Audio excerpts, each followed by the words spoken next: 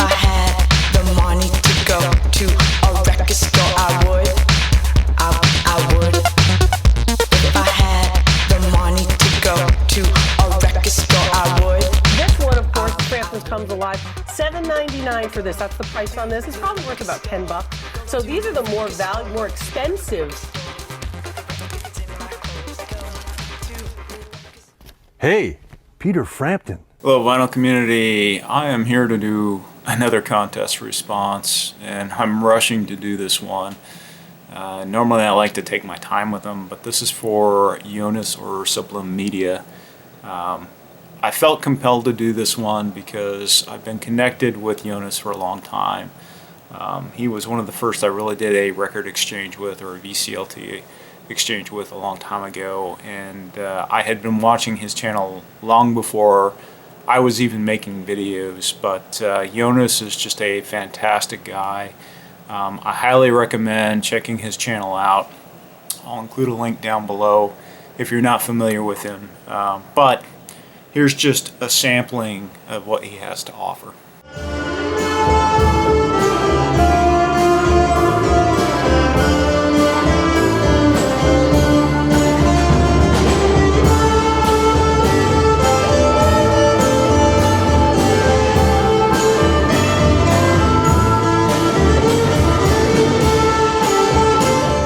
So Jonas's question was to show extremely rare or valuable records. I had mixed feelings about this contest theme because I prefer to keep it humble, just like, you know, the folks in Scandinavia. They don't like to show off, and I'm not a fan of showing off either.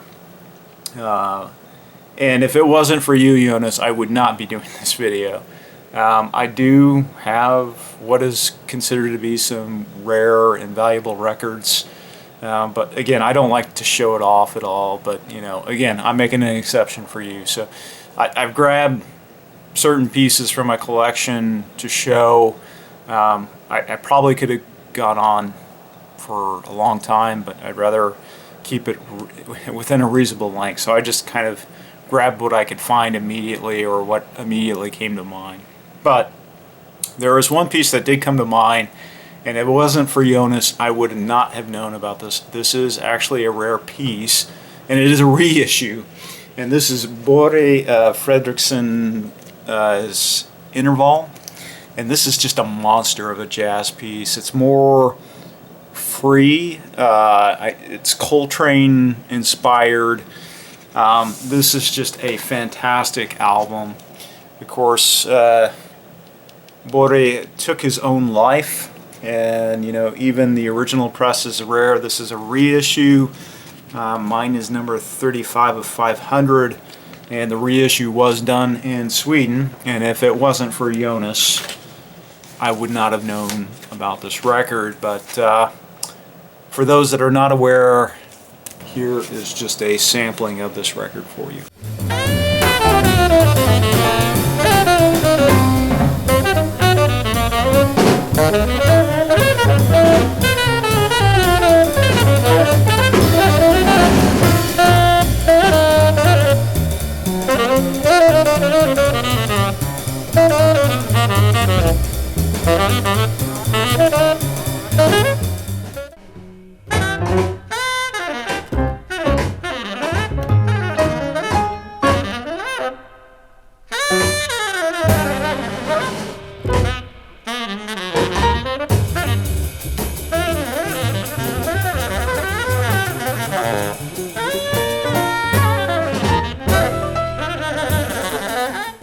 So to continue things on in the jazz vein, but this one might be of interest to some of the rock fans out there.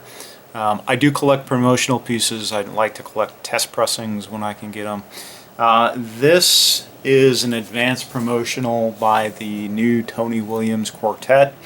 If you don't know who Tony Williams was, he was a drummer in the second Miles Davis quintet. This is just a fantastic piece. It's from the album Lifetime, and Columbia Records just kind of taped this on the cover, which is very interesting.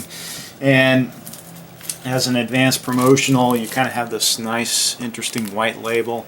Now, Alan Holdsworth is the guitarist on this. He played for Soft Machine, he played for Gong, and he just does a monster job on this album. And I think some of the rock fans out there would find this appealing. So here's just a shortcut of that one for you.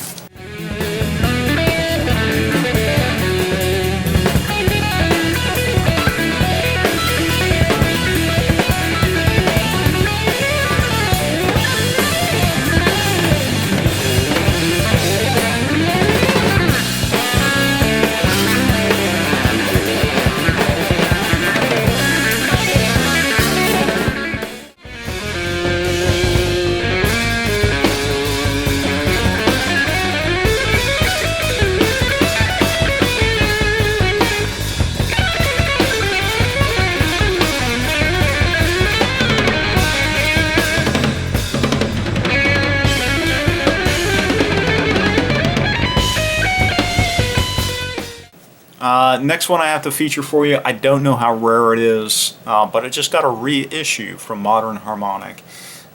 This one I cannot find on Discogs, at least not this variant of it, and this is Country Jazz by George Barnes. And this is actually really, really good. So if you're a fan of Chet Atkins, you might dig this album. Again, I have never seen this but one place in the wild, and when I saw it I grabbed it. It's on the silver label, Brigade label, which is very interesting.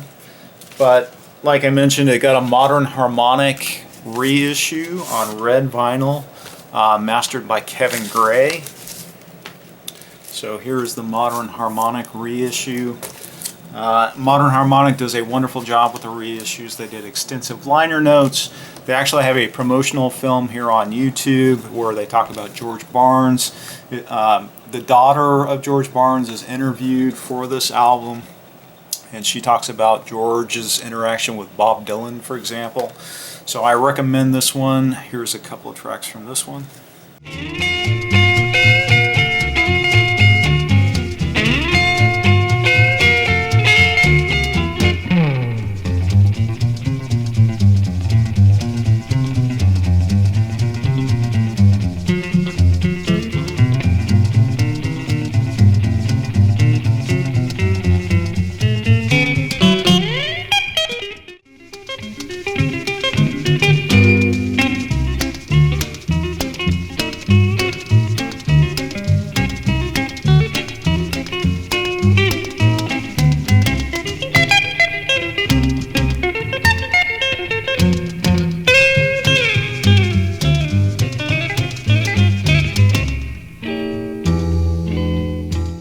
Okay, the next several are fairly well known, so I'm not going to play any clips from them. I'm only going to play clips from the albums that a lot of people probably don't know. But the first one, to continue in the jazz vein, is Columbia's mono version of Mingus Aham.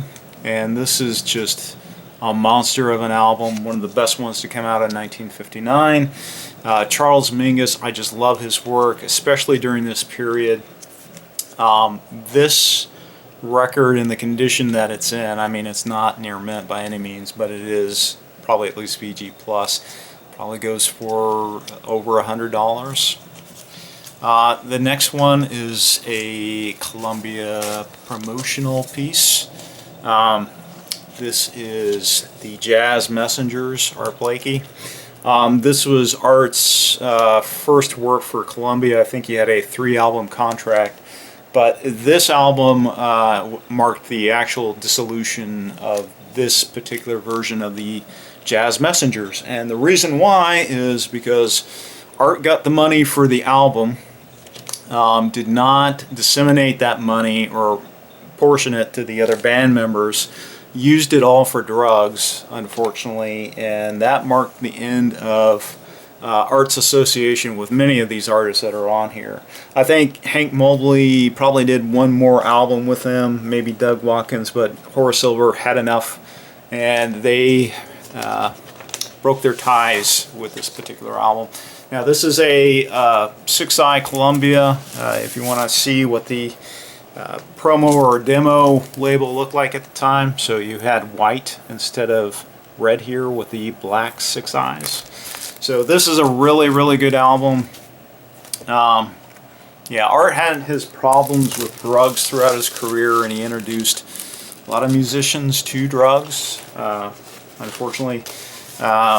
But I still love his work and his different versions of the jazz messengers that came throughout the years, but this was probably the first great lineup. Next up is Two Essentials by John Coltrane. So here is an original Love Supreme. I got very lucky with this one.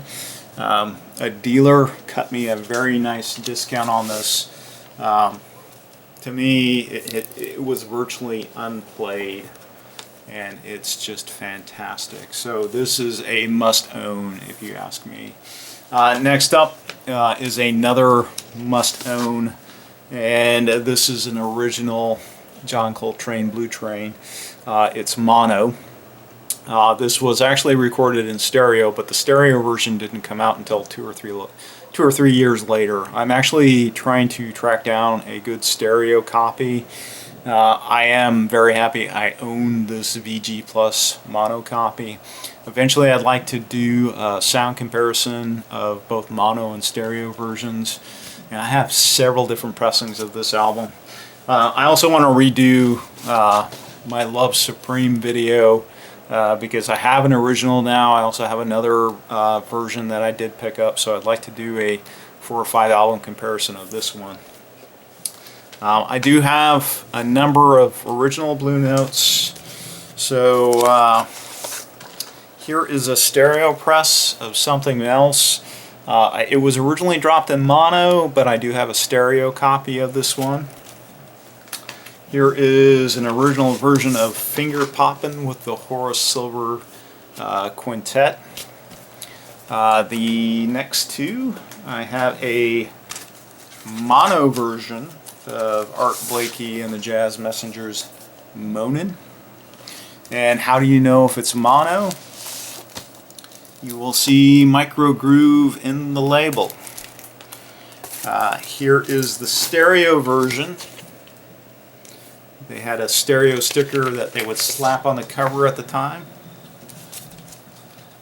And the stereo versions, of course, say stereo. As they got further and deeper into the catalog, you can distinguish the two because they put an 8 on the front here, so you would see an 8 for a stereo version. If the 8 is not there, then it is a mono version. So I did mention that I do collect test pressings, so I'm a big fan of the Classic Records label and a lot of the stuff that they were doing in the 90s and the early 2000s. Here is a test press of Sonny Rollins Volume 2. This is a monster of an album, a must-own, and of course you got the nice Classic Records test pressing label there. Now, moving on and away from jazz and sticking with Classic Records, here is another test press that was never officially released. So, you know, I don't have some pretty cover here, but what is this? This is Tool's Anima album, and this is highly sought after. Classic Records didn't get the rights to drop it, but they did do a bunch of test pressings of it. Now, they did release an LP version or a record version of the album when it was first produced. The mastering is not different from the original release. So Classic got the original metal parts from the original release, and of course, you know, they did the fantastic RTI treatment for this one. So if you have an original, the only difference could be the pressing plant. Now, I don't have an original version of this, so I don't know what it compares to, but I am happy to own this test pressing by Classic Records. Another Classic Records test pressing that I'm happy to own. Again, I have multiple test pressings for Classic Records, but here's one I grabbed off the shelf. This is Led Zeppelin 1 on Clarity vinyl, done in 45 RPM. So this was never officially released. They only did 45 of these guys, and I have number 43. They took the album, they spread it over the course of 4 LPs, and they're all single-sided on Clarity. So Clarity looks like this, and I don't know how well this is going to come in the light, but you can see it says Classic Records there, and then they got a kind of a stroboscope label, so you can measure the speed of your turntable. So I have several of these, which I'm extremely proud to own. Again, I would not be featuring these if it wasn't for you, Jonas. Just to switch gears again, to show some more rare records. Here's one in a synthwave fashion. This is Synths versus Me. This is a Spanish band. I highly recommend them if you're into synthwave. This was limited to 100 copies, and I just happen to have number 46. What do they sound like? Here's a sample. Devenir libre.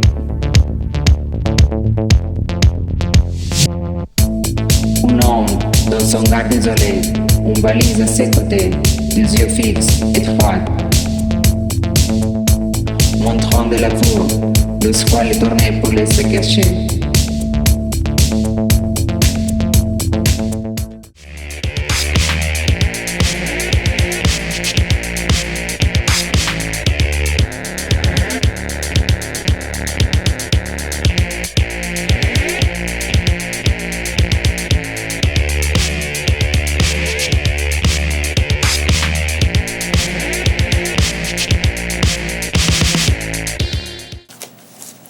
One of the bands that I got into early on when they first started to come out was a group called Lulu Rouge, and this is their album Bless You. This and their subsequent album were extremely limited in their release, and I know that they go for over 3 figures, which is unfortunate because it's good music in my opinion. It's down-tempo trip hop. Here is a sampling of this one for you. I keep on calling, but for who?